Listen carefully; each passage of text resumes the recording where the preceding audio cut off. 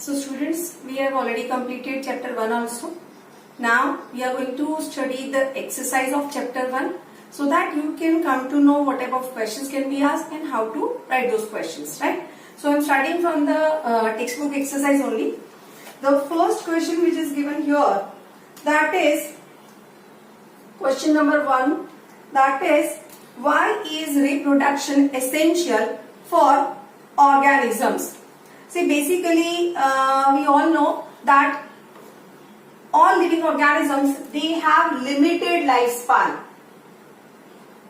and because of that, if they do not reproduce, then there will not be chances of continuity of their species, right? And it may cause extinction of that particular species. So if they do not reproduction, then in that case the continuity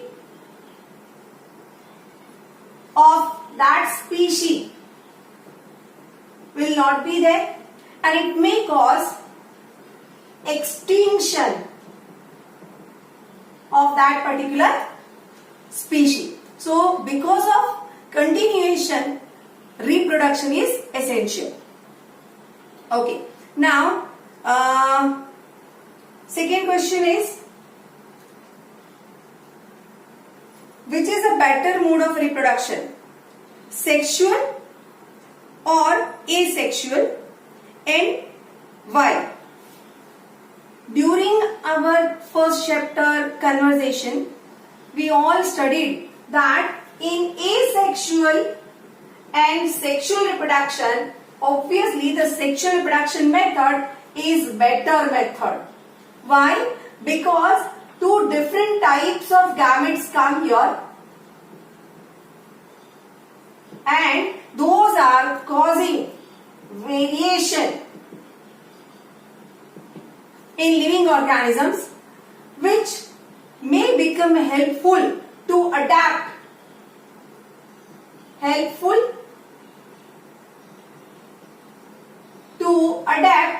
particular environment and also contribute in evolution.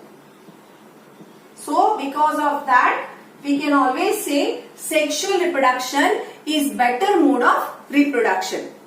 Fine.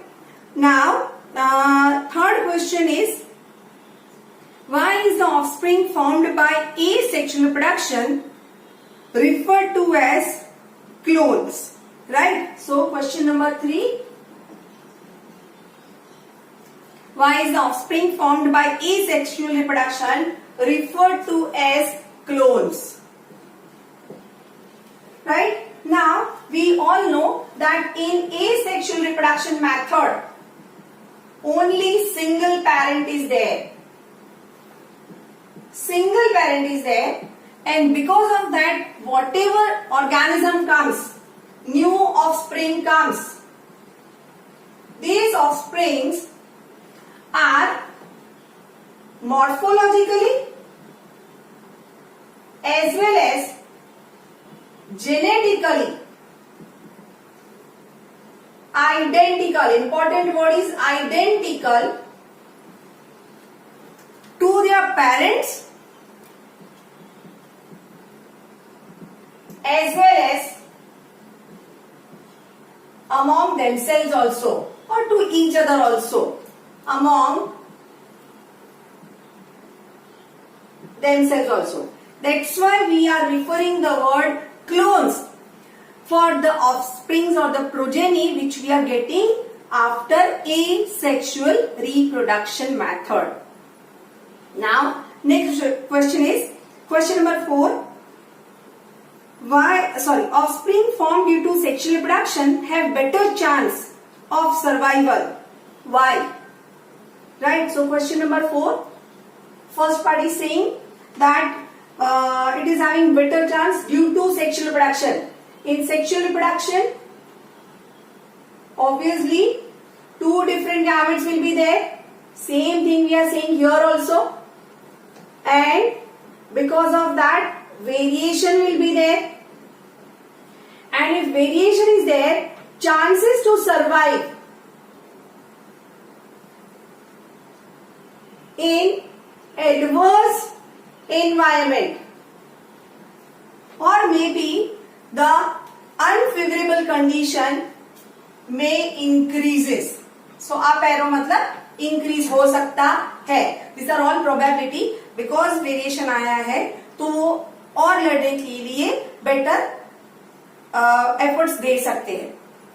उसी में दूसरा section है why. वो तो कर दिया हमने. Is this statement always true? So for that we can say statement is not always true.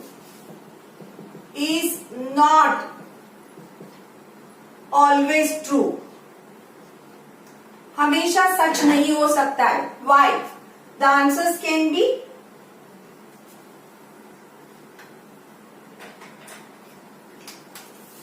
the offsprings may become or may come inferior to parents. मैंने आगे ही बताया ये सब प्रोबेबिलिटी की बात है और प्रोबेबिलिटी में अगर अच्छे जीन्स आ गए तो हायर क्वालिटी प्रोडक्ट मिल सकती है. बट अगर मान लो कि कहीं पे वेरिएशन हुआ but that is due to the bad genes तो हो सकता है कि वो पेरेंट्स से इंफीरियर हो सकते. Second, in some cases asexual method is more suitable in that particular environment. So that is also another reason. So because of that we can say that statement is not always true. And third is that it may happen that sexual reproduction require more time, more energy, while asexual require less energy and less time. So if an organism wants to reproduce very quickly in shortest period, then it can go for asexual rather than to go for sexual reproduction. So that was question number 4. Now moving on to question 5. Question 5. How does the progeny formed from asexual reproduction differ from those formed by sexual reproduction? Right? चलो वापस. The progeny, if it is formed from asexual reproduction, then variation will not be there. They will become identical to their parents. While in case of if the progeny is formed from sexual reproduction, then variation will be there. Variation will be there. Why? Because two different gametes were there which get fused, and because of that they will not become identical to their parents. Right? So that was question number 5. Now moving on to question number 6. Question number 6 is distinguish between asexual and sexual reproduction. Why is vegetative reproduction also considered as type of asexual reproduction? Right? So here I am writing about asexual and sexual reproduction. The difference I am going to write asexual and sexual. Here single parent is involved. It can be single or two parents are required. Gametes are not involved in asexual reproduction. In sexual reproduction, gametes are involved. Here, identical offsprings will be obtained. Instead of that, you can have variation among the organisms. Asexual reproduction method is not contributing in evolution process, while here it contributes, and asexual reproduction is little fast. This one is slow process. And last, you can give examples: budding, fission, fragmentation, etc. While here it can be syngamy and the conjugation, which normally can be seen, conjugation can normally be seen in amoeba and paramecium kind of lower organisms. So one more point we can also add here, that it is normally found in lower organism, found in lower organisms, while here it is found in higher invertebrates as well as vertebrates, right? And question में और एक type पूछा है कि why the vegetative reproduction also considered as asexual reproduction? Because in vegetative reproduction,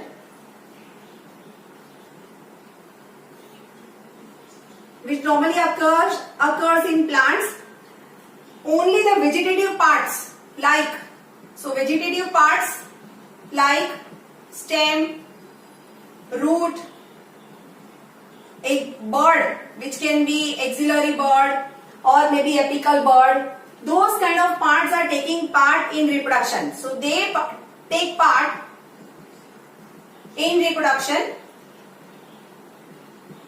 Flower never take part here. Flower is not involved in vegetative reproduction process. Flower is considered as the reproductive system of that plant and it is not taking part. So obviously this will be considered as the asexual reproduction method. Right. Now question number 7. Question number 7 asks that what is propagation and give 2 suitable examples. Right. So vegetative propagation, वही वाला बात हो गया, same like in the question number 6. So vegetative propagation, it is kind of asexual reproduction in plants, but it may occur naturally. So can occur naturally. जैसे हमने पढ़ा था, examples में दिए थे, runners in grass,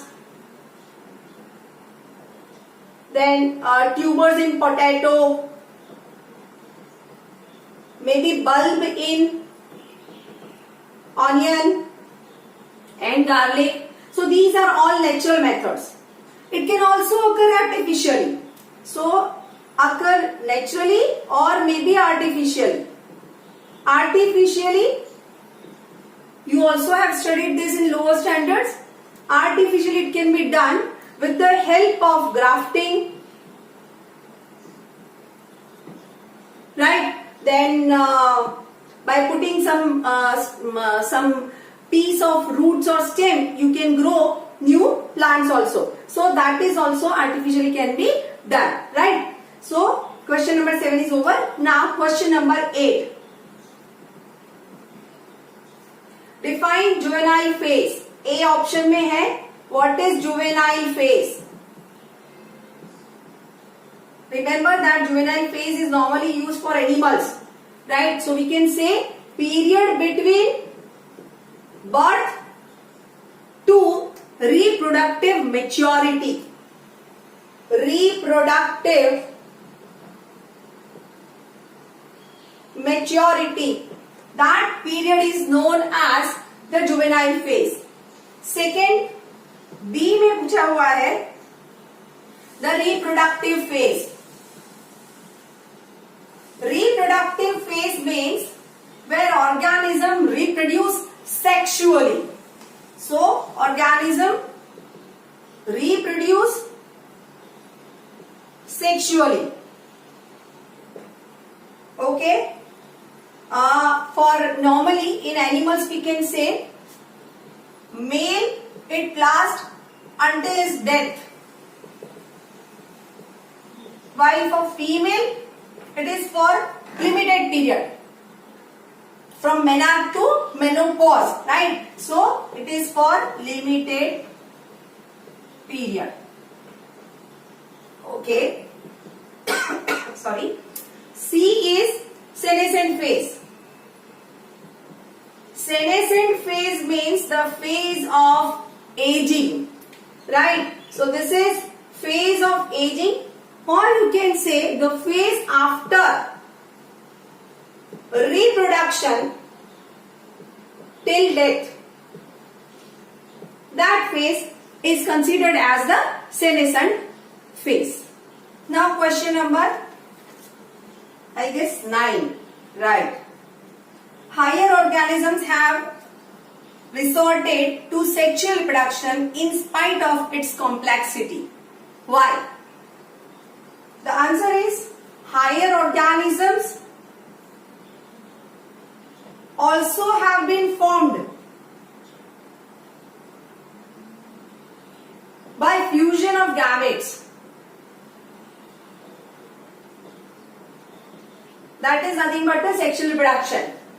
And due to that, the chances of survival in adverse environmental condition increases. And because of that, though they are more complex organism, they prefer to go for sexual reproduction for better survival and to get fit into any environmental conditions. Now question number 10. Question 10 is, explain why meiosis and gametogenesis are always interlinked. So when we are talking about meiosis, it is nothing but the reductional division. Means number of chromosomes reduces, right? And when we are talking about gametogenesis, means gametes formation of gametes. Gametes are always haploid, means the number have been reduced. So from parent which is diploid, gametes are formed which is haploid. So the number of chromosomes get reduced, and for reductional division we have meiosis. So here meiosis will be there. So normally this is normally, I am not saying always, right? So normally when we are talking about gametogenesis, generally it is interlinked with the meiosis process. Now next question, question number 11. Question 11, okay, I can write here also because I have limited space. So question 11, they have asked about the ploidy of particular organisms or particular structure. Ovary, anther, egg, pollen, male gamete and the zygote. Okay, for ovary it will be diploid. Same way anther will be diploid. Egg is haploid. Pollen, it forms after meiosis, so it will also be haploid. Male gamete has to be haploid, and zygote it forms due to fusion, so it will be diploid. Right? So now going for the next question, question number 12. That is, define external fertilization. External fertilization which occurs outside the body. Very simple. Which occurs outside the body, normally can be seen in amphibians. Amphibians बोले तो frogs and toads में मिलता है, right? Okay. The next section in that only mention its disadvantages. So disadvantages क्या हो सकते हैं? Disadvantages में number 1, gamete survival will decrease. क्योंकि उनको तो पानी में छोड़ दिया गया, उसके बाद उनका क्या हुआ? No one cares, right? So gamete survival decreases. All gametes are not going to fertilize, never fertilize. कोई पानी के साथ बह भी जा सकता है, प्रेडेटर्स है, उसको खा सकते हैं, या मेरी हार्श एनवायरमेंटल कंडीशन है जहां पे वो डेसिकेट हो जाते. So these are the disadvantages for external fertilization. Now question number 13. Question number 13 is define between zoospore and zygote. Okay. Zoospore मतलब गैमेट प्रोडक्शन की बात हुई. So this is pre-fertilization part और pre-fertilization event. Zygote बनता है after fertilization. So this will be post-fertilization events. Right, okay. Zoospore, spore है तो haploid होगा, ये डिप्लॉइड हो जाएगा. Zoospore formation always occurs due to asexual reproduction. This is due to sexual reproduction. Zoospores are always found in sporangium.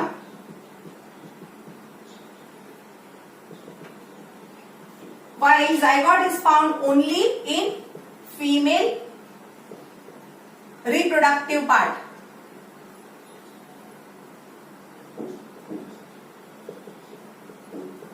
इसका dispersal हो सकता है, zygote का डिस्पर्जल नहीं हो सकता. डिस्पर्जल मतलब एनवायरमेंट में फ्री हो जाएगा to get free and to meet the female gamete, right?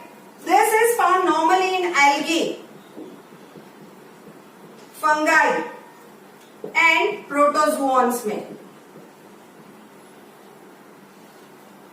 While zygote is found generally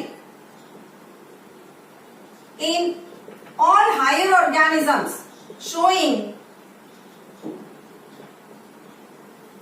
sexual reproduction. Okay. Zoospore है, zoo means related to animal वाला पार्ट हुआ, तो ये मोटाइल होगा and this will be non motile. Now question number 14. It is differentiate between gametogenesis from embryogenesis. So gametogenesis versus embryogenesis.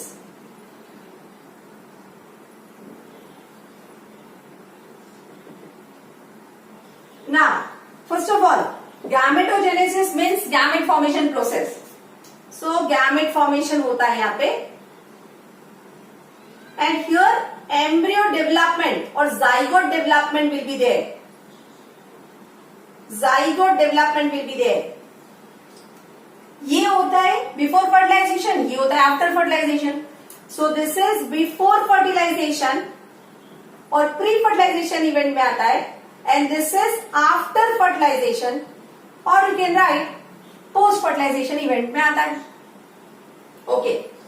Here gametogenesis में mitosis और meiosis कुछ भी हो सकता है.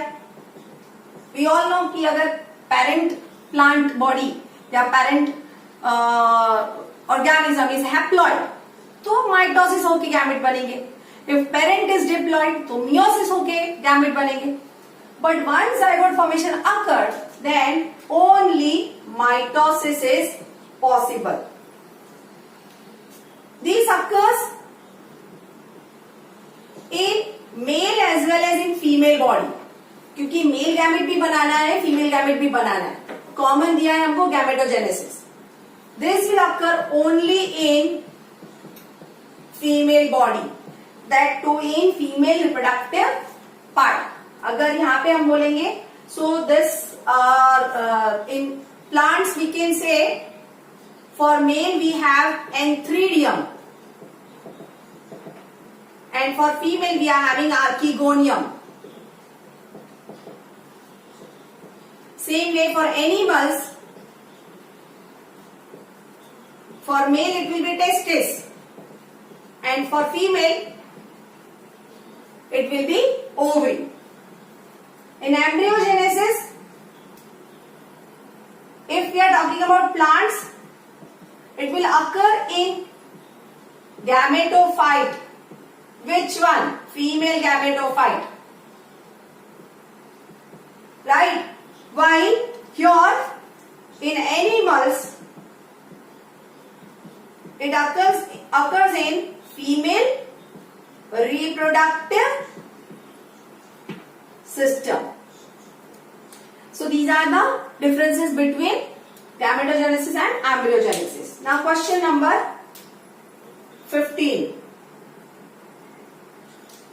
Describe the post-fertilization change in a flower. ये हमने पूरा पढ़ लिया था. Let me give you one recap. So post-fertilization effects in flower. सबसे पहले sepal, petals and the stamens fall off. गिर जाएंगे सब कुछ. Then next zygote develops into embryo. Ovary develops into fruit and ovule develops into seed. Ovule develops into seed. So these kind of changes take place. Now question number 16. What is a bisexual flower? Bisexual flower means having both male, that is stamen, and female, that is carpel or pistil in them. Both will be present. So that is known as bisexual flower. Neighbourhood से कुछ bisexual flowers लेके आओ और with the help of your teacher, no, you have to do by your own. No teacher help. Find out their common and scientific names. थोड़ा सा दिमाग लगाओगे. एक एग्जांपल देती हूँ, जैसे सनफ्लावर हमको पता है, उसका साइंटिफिक नेम भी हम लोगों ने 11th स्टैंडर्ड में पढ़ लिया है, Helianthus अनेस. Right? So you can write in this way. You have to make 5 such list of 5 examples for this answer. It can vary to person, right? So I am not going to give you answer, but you have to write all 5 names. Now next is question number 17. So this is by own. ऐसे ही flowers लिखना जो आपके आसपास में दिख रहे हो. ऐसा ना हो कि गूगल की हेल्प ले ली और गूगल बाबा ने इधर से अमेरिका पहुंचा दिया या कनाडा पहुंचा दिया. तो ध्यान रखना है. I am going to check this answer very precisely. Question number 17. Examine a few flowers of any cucurbit plant and try to identify the staminate and pistillate flowers. Do you know any other plant that bears unisexual flower? Okay, याद रखना है कि cucurbit flower जो flower होते हैं, cucurbit plant होते हैं, उसमें ऑलवेज यूनिसेक्सुअल फ्लावर होते हैं. And in that staminate flowers, मतलब जिसमें सिर्फ स्टेमेन है, ऐसे वाले flowers they will bear bright yellow colour petals. ऐसा कोई और एग्जांपल में आप पपाया भी लिख सकते हो. तो कभी कभी ऐसा हो सकता है कि पपाया का प्लांट हमने घर के आसपास में कहीं पे ग्रो करवा दिया, बट पपाया ही नहीं आ रहा है. तो because that plant is only male और may be only female, it needs the other partner. तो ध्यान रखना है कि जब भी पपाया प्लांट करो, 2 लगाओ और of different sexes, then only you can have the papaya plants, right? So that was question 17. And now the last one, question 18. Why are offsprings of oviparous animals are at a great risk compared to offsprings of viviparous animals? Obviously, when we are saying oviparous, the eggs are laid in open environment, that is outside the body, right? The beta bud is outside the body, and because of that they may have to bear different natural calamities, or maybe you can say harsh environment, or maybe the adverse environmental conditions. Along with that, there is risk of predators, which in case of viviparous is not going to happen. Why? Because the entire growth takes place within body, inside the body, and then after certain growth, the young one is delivered. So the viviparous method is much more safer than the oviparous method. Here we have completed the exercise also.